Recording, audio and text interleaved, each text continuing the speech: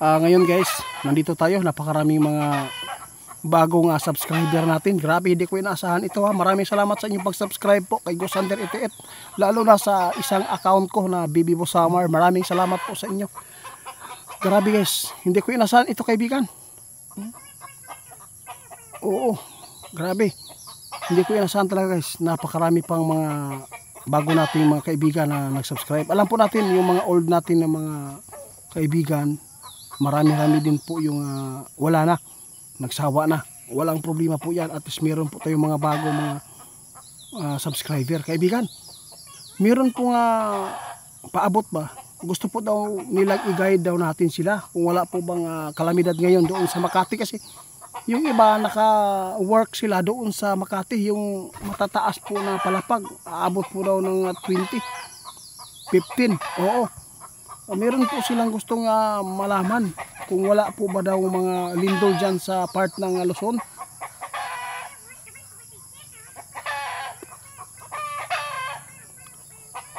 Sabi ng ating kaibigan, maraming salamat po daw sa inyong paniniwala at pagtitiwala at sa inyong pagsuporta, lalo na yung mga bago natin subscribers. Salamat po, God bless.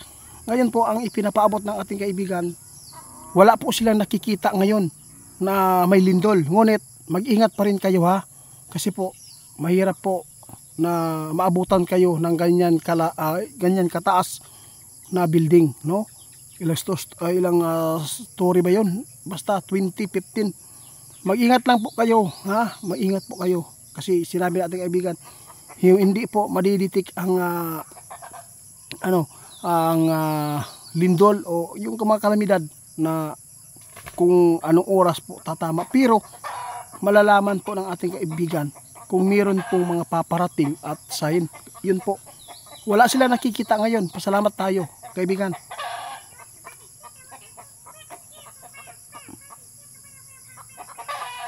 Tama, kahit wala silang nakikita ngayon guys na lindol dyan sa Manila ngayong araw na to, pero maghanda pa rin kayo.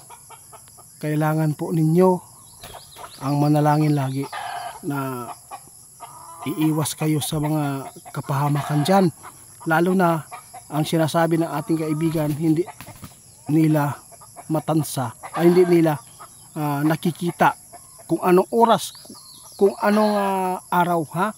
Yun po ang tandaan nyo, ang kalamidad parang magnanakaw din yan kaibigan. Salamat po sa inyo ha. Pero sabi ng ating kaibigan, meron siya nakita talaga guys na lindol, no? Napaparating pa guys. Mag-ingat kayo, hindi pa ngayon, pero meron po siyang nakita na paparating.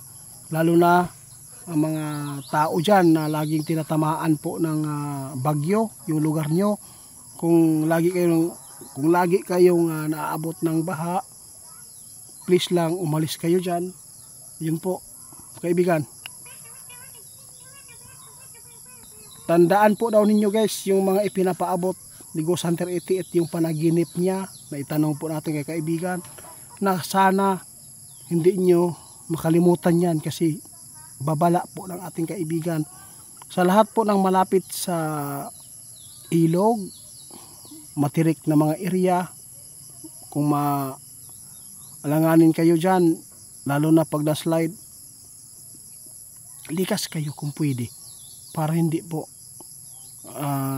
sa social media na lang kayo may balita ha.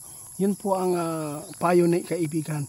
Wala man silang nakikita ngayon na mga kalamidad na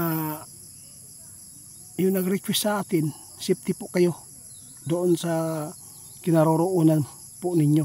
Pero bukas hindi po natin alam kung ano man po ang mangyayari at magaganap na naman po dito, kasi pabago-bago po ang ating panahon ngayon po dito sa amin. Wala pong sign na masama kaibigan, pero may mga lugar din po siyang nakikita na mayroon pong makaramdam na pagyanig ha. Yun po ang tandaan ninyo. Pasalamatan natin ngayon na wala pong masamang impormasyon dyan sa Luzon, Makati, sa Cubao ha. Mag-ingat lang kayo sa aksidente. Kung meron kayong nasasakyan dyan na mga di pasahero, pagsabihan ninyo dahan-dahan lang. para po makauwi kayo ng ligtas. Hanggang dito na lang muna. Kami ay nagpapasalamat sa inyong pagsuporta, titiwala at pagpapaabot kung ano man po ang gusto niyo mangyari sa inyong pagtrabaho, na i-guide kayo ng mga kaibigan natin. Isang masabi ko diyan, no? Isa kayo sa inspirasyon ng ating mga kaibigan, dahil po isa kayong nag-request din po sa mga ating mga kaibigan kung ano man po ang mga magaganap, kasi marami na po talagang sinasabi si kaibigan Hula na mayroon po talagang nagaganap.